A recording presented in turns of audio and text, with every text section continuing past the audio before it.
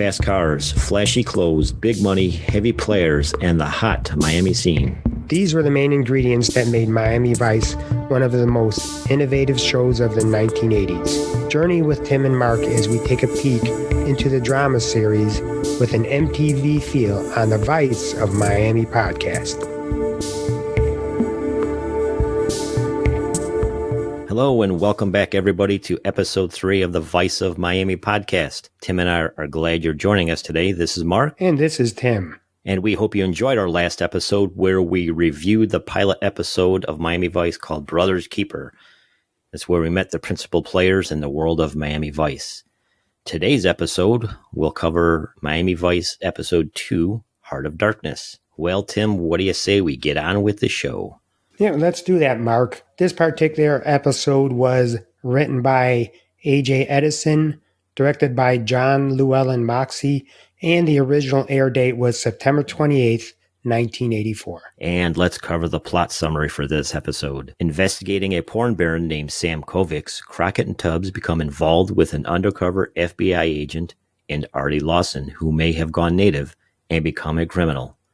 And he may have murdered an underage porn starlet. Meanwhile, Zito and Switek pose as fences, and Elvis the crocodile feels unloved.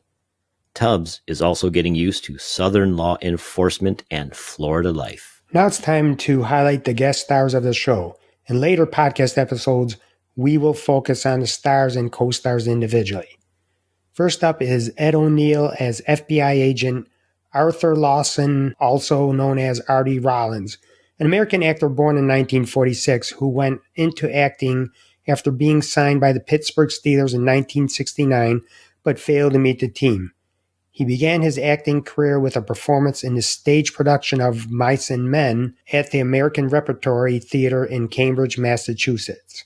He made his film debut in 1972's Deliverance and then went on to play cop-type roles in the 1980s. After his Miami Vice appearance, Ed went on to play one of his most iconic roles as Al Bundy in Married with Children, as well as the role of Joe Friday in a reboot of Dragnet. His most recent long-standing role was that of Jay Pritchett in Modern Family. Ed has been married to Catherine Russoff since 1986, and they have 2 daughters. Ed also holds a black belt in Brazilian Jiu-Jitsu. And next up, we have Paul Hecht as porn distributor Sam Kovacs. An English-Canadian actor born in 1941 in London, Paul graduated from the National Theatre School in Canada. His 1968 performance in Rosencrantz and Guildenstern Are Dead earned him a Tony nomination. Other stage performances included 1776, Caesar and Cleopatra, and Enrico IV, for which he won an Obie Award. He was a regular radio voice actor on CBS Radio Mystery Theater as well. He made his television acting debut in 1970 on the Hallmark Hall of Fame. He appeared in several 1970s TV movies, including Pueblo and the Savage Bees. After Miami Vice, he had recurring roles in Law & Order and Kate and Allie as Dr. Charles Lowell. He is currently in demand for his voice talents on audiobooks. He has been married to Peggy Eisenhower since 2002. He is past president of the New York chapter of the Screen Actors Guild, having served from 1991 to 1995. And finally, we have Cheryl Giannini as Mrs. Artie Rollins Arthur Lawson.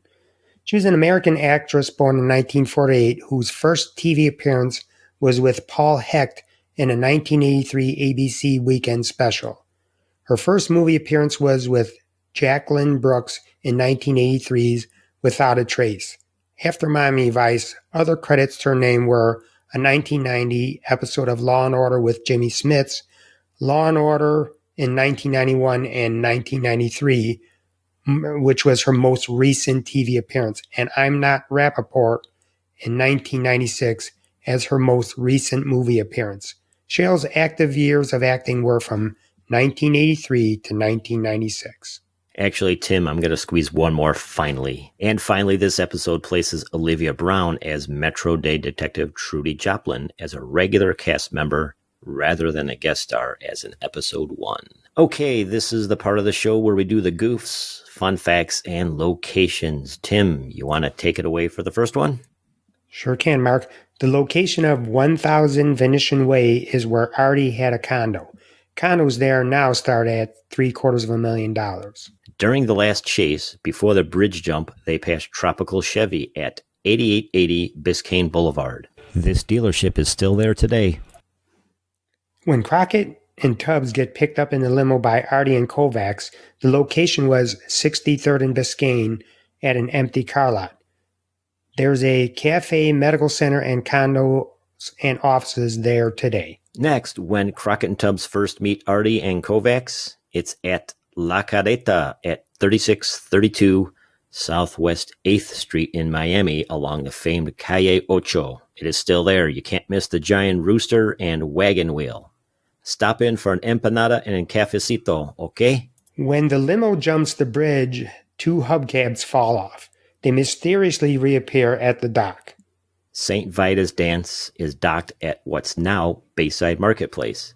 It's a dining and shopping area right next to the marina. This episode marks the first appearance of Julio Oscar Mechoso as Lester Costco, a Metro Data electronics expert who helps the team with their surveillance tech. Costco would go on to appear in 5 further Season 1 episodes before the character was phased out in favor of having Switek and Zito handle all of the unit's surveillance. Okay, Tim, just to run down some of the music highlighted in this episode. We have She's a Beauty from the Tubes, Missing You from John Waite, Going Under from Devo, and Masquerade by George Benson. I've only heard of the first 2, She's a Beauty and Missing You. The others I really haven't heard of, but I do remember them in this episode. Yeah, exactly. And when we get in towards the end of our discussion here, that Masquerade song, I remember hearing and listening closely to the lyrics, and it really kind of fit with the theme of this show as far as going down under dark in the undercover world. And as Crockett said in episode 1, sometimes I remember who I am. It's still kind of playing. We're kind of building on that type of thing, that this undercover work of the Miami Vice world can wreak havoc on one's personal and real identity. Okay, now on to the trivia. And as you remember last episode, the answer to last show's trivia question, when Crockett goes to the diner to tell Rivera's wife he's dead, there's some beer on the menu. What beers are offered and what prices are they? Here we go. The answer. It's Stroh's, Coors, Busch, Budweiser, Schlitz, Miller Lite, and Old Milwaukee, all for $1. And Michelob Light for $1.10. And let's go for this week's trivia question. What albums of Crockett's does Elvis chew up? You remember towards the end, Elvis was a little bit feeling unloved, unwanted, and he made a ransack mess of the dock. And then later on, he made a ransack mess of the boat. What albums did he chew up? You can post your answers on this episode's Facebook post, or you can email us at viceofmiamishow@gmail.com. We will air some of the answers. This is for fun, no prizes. Okay, Mark, let's talk about the ratings, and this is where we can give our thumbs up or thumbs down for this particular episode. I give it a strong thumbs up because there was a lot going on in here as far as the trying to decide what side of the fence that Artie Rollins, aka Artie Lawson, stood on. A little bit of comedic relief with the Zito and Switek fencing operation, right, which both of these were intertwined. Yeah, I agree with you 100% on this one, Tim. I give it a thumbs up. Coming off of the long first episode of meeting everybody, this is where they kind of get into getting down to work, especially with Tubbs on board now. So I give it a strong thumbs up. Ratinggraph.com gives it a 8.2. And IMDb gives this an 8.2 as well. Rotten Tomatoes, it pretty much just covers the whole season. That was an 8.2 as well, just like we noted last episode. And getting on with the discussion for this episode of Heart of Darkness. Tim, we have Crockett and Tubbs. They're posing as New Jersey porn theater owners. and they pretty much want a steady supply of products. They're meeting with some guy called Jimmy, I think, to meet with Kovacs, who essentially everybody has to go through Artie first. Jimmy was really the kind of like the middleman, or really a facilitator. Artie was the middleman, and then obviously the big porn boss was Kovacs. At that very beginning of the show, when it panned in, you see this chick doing aerobics, and as they start expanding or enlarging that scene, it turns out that she was actually filming a porn movie, with the typical cheesy thing like, oh, she calls for some help for something, and Oh, right, the air contract. conditioning repair or something. What's that? Air conditioning repair, I think it was. Was it? How much more corny can you get? Yeah, exactly. How much corny can you get with that? But it was the typical scene. And then as they panned out and enlarged it even more, now you see Crockett and Tubbs there on the set. Originally, when I first saw it, I wasn't sure if whether or not this was something real for them or it was undercover, but it quickly you find out that they were undercover with their Right. alter egos, probably Sonny Burnett, even though they didn't say it. It was Sonny and Richard, I believe is how they introduced themselves. Right. And then everybody, I'm jumping ahead there. They Crockett and Tubbs kind of get the ball rolling with Jimmy here on getting to meet Kovacs and then finding out they had to go through Artie. Once that starts unfolding, pretty much the whole scene here gets busted. The hammer comes down on them, so to speak, I guess you could say. Everyone gets busted. And then fast forwarding a little bit, pretty much everybody gets bailed out. Right. And as we later learn from Lieutenant Rodriguez, this fake bust was set up just for them to establish credibility with Jimmy, and not only that, later on, Artie and Sam Kovacs. Exactly. And what I kind of drew out of this, at least this first few scenes here, is that Artie seems to be the big man rather than Kovacs. At least that's what Focus kind of pointed on. Right, because that's what Jimmy kept on saying. Everybody's got to go through Artie. Everybody's got to go through Artie. And then as, after they cued that opening credits after the bust, they came back and now you find Crockett and Tubbs in a car with Jimmy after, I believe Artie was the one that bailed them out. They want to go see Sam Kovacs, but as Jimmy kept on stressing, Artie is the go-between, so you got to go through him. All the while, Artie was actually driving the car. We didn't know that. The face was never shown. He didn't really talk a lot. It ended up actually being Artie who was driving the car. Right. Remember, if he did all that evasive moves because they felt that somebody was tailing him. Right. The feds were doing their usual classic stand-up job of hiding and following somebody. Artie was onto them, did his evasive moves, did a couple spin-outs, lost the feds, and then dropped off Crockett and Tubbs and said, we'll have to meet later. It's kind of too hot of an area now with the feds following them. So he pretty much just drops him off. Jimmy says, you just met Artie. He was the one that was driving. Yep, he was the one that was driving. I mean, as you develop, you knew that it was Ed O'Neill's voice in there, but until his character actually unfolded and you saw him actually, if we'll call it, up close and personal. Once I played this back, all I can hear in my head is, oh, geez, Peg, the feds are following me. Yep, I'm sorry. He's Al Bundy to me. I know him more for Al Bundy, so I picture him selling shoes. Right, and really, he was, even though he was in Deliverance, he was, to the TV world, he was a relatively unknown, and this was probably one of those breakout roles for him, to be one of the main guest stars in what became a successful run of a show. Right. And, in this episode, he plays a hard ass, take no BS, especially later on, when we get to it in a few minutes here. He starts beating down on one of the guys that kind of screwed up a little bit, but he established himself as a hard ass here rather than the Al Bundy that we would know. Right, that he's kind of like that bumbling character on Married with Children. Moving forward, we find we're at Miami Vice office, OCB, doing the usual paperwork type of stuff, and then this is where A couple of feds come in, they go into Miami Vice, and pretty much they say to Crockett and Tubbs that they're also on the Kovics, and they ask about Artie. And then I remember that Tubbs denied anything about this Artie Rollins, or saying, we don't know who that is. Right. I think when he did that, I think he was already keen onto these guys being the feds. Maybe Crockett and Tubbs wanted to get this bust themselves, so he was kind of cutting them off at the pass, so to speak.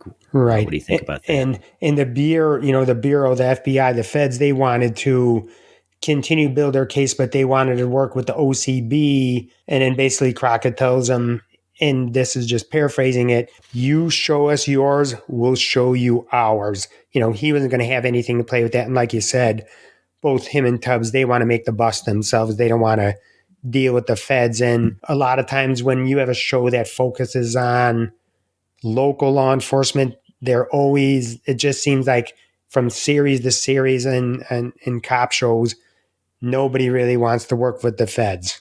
Right, exactly. Especially something as tight as Miami Vice, in the OCB.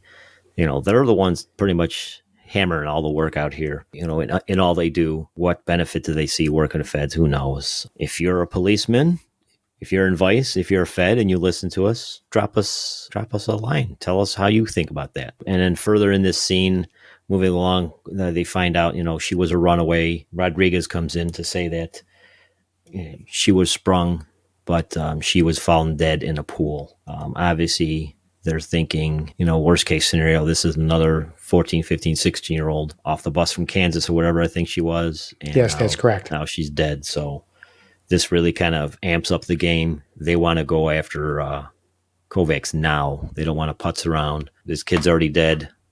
There'll probably be more. So let's get him now. Right. And then, once they find out, then the scene quickly shifts to Crockett and Tubbs going out to the murder scene. And that's where they start theorizing that she was killed by Kovacs just to shut her down. There was like a party of drugs that was found at the scene. And as you said, she was a 16-year-old runaway from Kansas. Didn't they bring the parents? Yeah, they brought the parents in to see what information they could get from her. And I guess she wanted to be a model or something like that. So she came out to Miami and then ended up floating in a pool. Exactly. And there was at one point that Crockett had asked Trudy to look into this Artie Rollins to find a little bit more. And as it developed in the storyline, then Trudy tells Crockett that she came a blank on Rollins and any of the records she accessed until she was able to get into government records and finds out that Rollins is actually a fed with whose real name that we learn is Arthur Lawson. They didn't think maybe he would have been part of this murder until later, as far as thoughts running through their head. Once they find out, they were kind of, I would have to assume in their mind that, all right, we got to play ourselves cool around this guy, kind of play the part as well. They go to La Carreta, they have dinner, and they finally meet Kovacs with Artie. And this is where kind of things turn, I don't know, I don't want to say south or turn bad, but this is where Artie, who is a fed, got to prove to Crockett and Tubbs that he could kick butt and take names. So when, within the process of the dinner, let's go outside, let's discuss business. This guy comes up with a briefcase full of cash.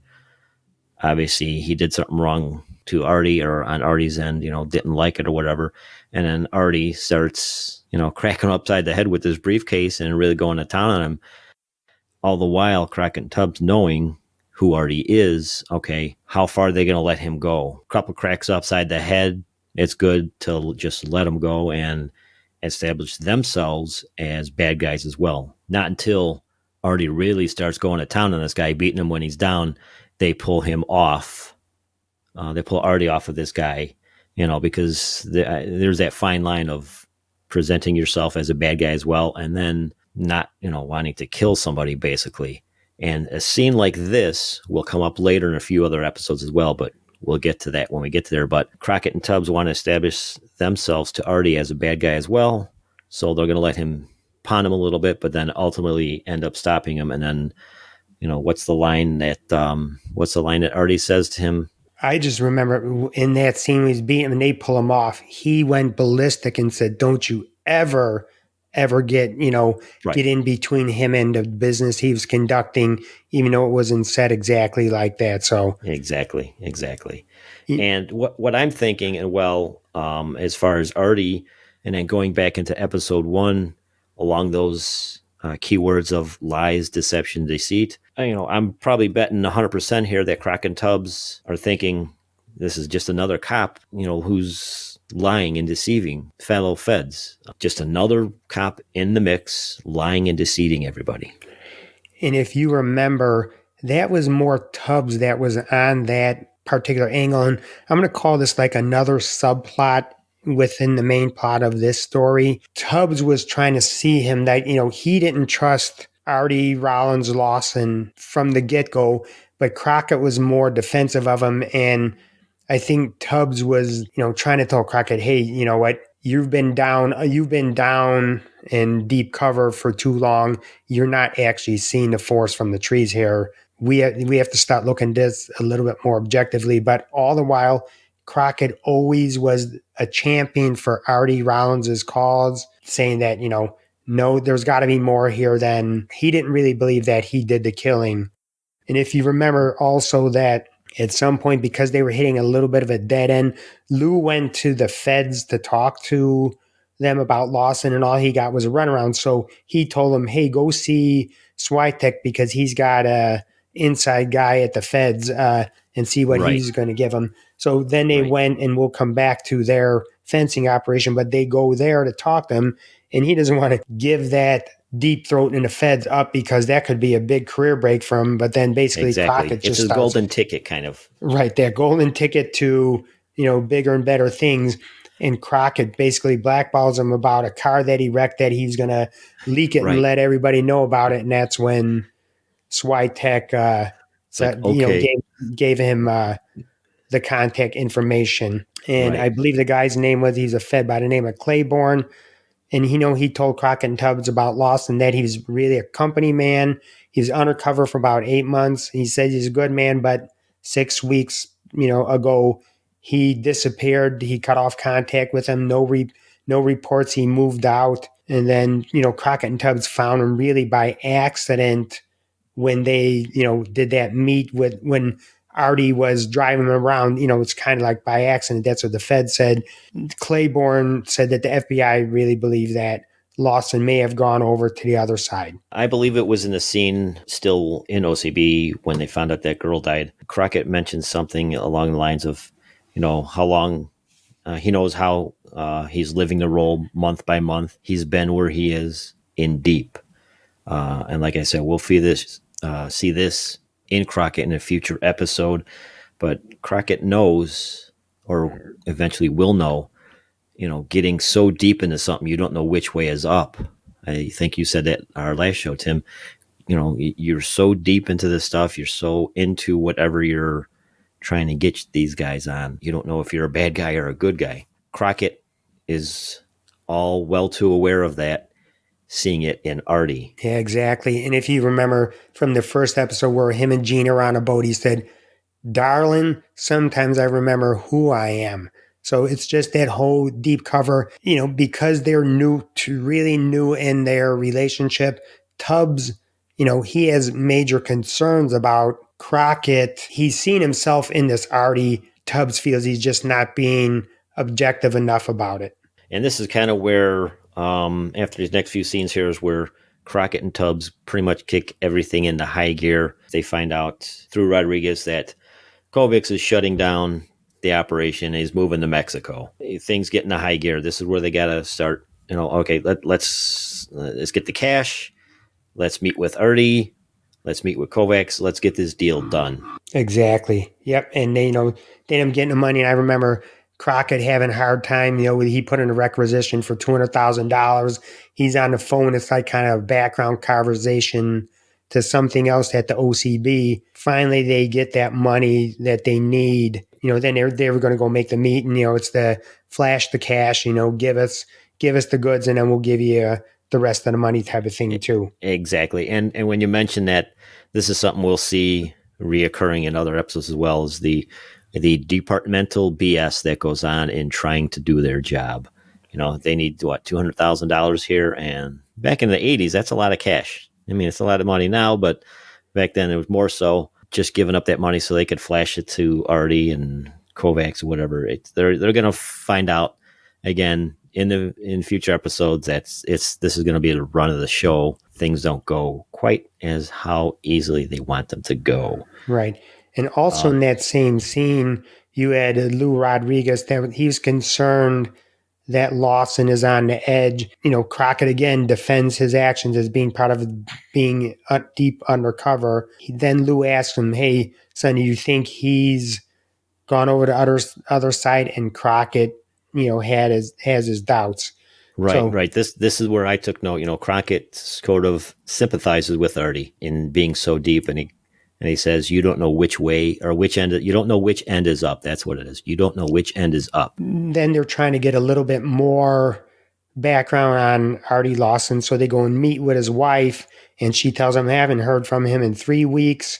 And she said he sounded different, confused. He was frustrated.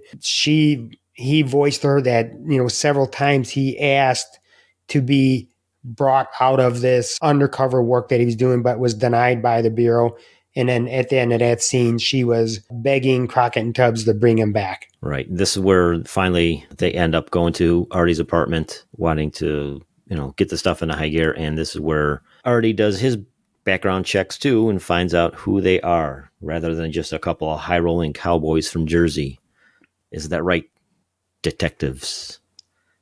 He calls them out. He was pissed off that they were interfering in his operation for sure. He's on to something here. He's on, I forgot exactly. I'm on a mission or something like that. But yeah, Artie was really PO'd that they were trying to not necessarily muscle in, but they kind of caught on to him, I guess, being on that thin line of, is he crossing over? I'm sure this is where Artie was having self-doubts on himself, and then buying some tickets to Mexico as well, plane tickets to Mexico as well. Yeah, this is where the crux of the episode kind of turns. I don't want to say it for a bad way, but Artie gets called out. He gets caught in his mind. What am I doing here? Right, but he tells, am I bad? Right, and then he tells Crockett and Tubbs, don't question his methods. He says he's got Kovacs already on kiddie porn, prostitution, and 7 murders. And then Crockett says, "Hey, how come you didn't take him down?" And he says, because he wants him to go down hard. Right, and then he didn't know about Penny being found dead. I had nothing to do with that. He didn't know, probably had no idea about the actual death, but I'm sure he knew that Kovacs did this stuff. And, again, this is where the stuff really gets rolling. They finally do plan to meet with Kovacs to, get him the money. The resident tech guy, I forgot, Lester, he was out doing something else. And then some other fill-in wires up Tubbs with a undercover wire. And this is where things kind of go south for Tubbs. They're in the limo there, and I guess some interference or something like that with the microphone, or starts picking up some radio station. They're caught. They're caught with their hands in their pants, I guess you could say. I don't know. Exactly. Furthering on in this scene, I don't know who you are, but you're dead. Kovacs, already killed 7 people, right? Yep, that according to Lawson, he did, yes. Who cares if they're cops? What's 2 more people? That's obviously what Kovacs is thinking. So they head down to the marina. They do their bridge jump, and they head down to the marina. And pretty much in Kovacs' eyes, after Artie says, "I had no idea about this," I think he was letting Kovacs was letting Artie take these guys out. Yep, Kovacs told Artie to be the one to kill Crockett, and I think that's just trying to see where Artie Rounds' loyalty was to Kovacs, because maybe right. Kovacs himself was starting to, get a little bit hinky about Artie. Then, there was the gun battle went on. Eventually, Artie turned on Kovacs, and he just unloaded an automatic weapon into the limo. Then as the scene was winding down, Artie was going to get taken by the Bureau for debriefing, talk to him about Penny to see what he knew. And again, he says, "I did not kill her." He did admit, though, that he was way over the other side, and he told Crockett and Tubbs, he said, I don't even know if I can return to my own wife, return to his actual life. In a sidebar conversation, Sonny did admit to Ricardo that he did see a mirror of himself over the last several days of this operation. That's when Lou came into the scene and he told him that Artie, after he talked to his wife, he ended up hanging himself. What you see at the very end there was Crockett staring at Lawson's FBI ID card. The second major plot that we had in here was Zito and Switek being volunteered by Lou to run basically a fencing operation, and we see how they're setting it up in there, and that's where the tech guy was in there with them. Right. This is where we meet Lester for a few episodes. The tech guy setting up the cameras and all this good stuff. And this episode, or this scene in the warehouse, I should say, is very reminiscent to a movie with Dom DeLuise and Jerry Reed called Hot Stuff. Basically the same type of plot line. Cops setting up a sting in a store, and they put a camera behind a TV screen, and then they're talking about putting up centerfolds on either side of the TVs, so the criminals will look directly at the camera while they're looking at these centerfolds. Also talking about, actually Tubbs talks about, you want the counter height to be higher so the guy can't reach up that high, or that you kind of establish dominance over them. And the counter needs to be wider so the guy can't reach over and grab you. But this is where we meet Lester. And again, this is the subplot where Zito and Switek, being the guys that are aloof, kind of the boobs of Miami Vice, this is kind of where they get their establishing roles going. Right. And again, they're in the early going of this series, they were looked to be those boobs, but as the time goes on, they develop in their own right as the solid cops that they really are. Okay, to sum up, Tim and I think this is a pretty good episode. Coming off of the first episode, the pilot episode, we see that Crockett and Tubbs are pretty good working partners. Their first real case, so to speak. And then we also see Switek and Zito, although good detectives themselves, are still going to be the bumbling boobs of the OCB. We want to try out something in the shows a little bit non-sequitur-esque.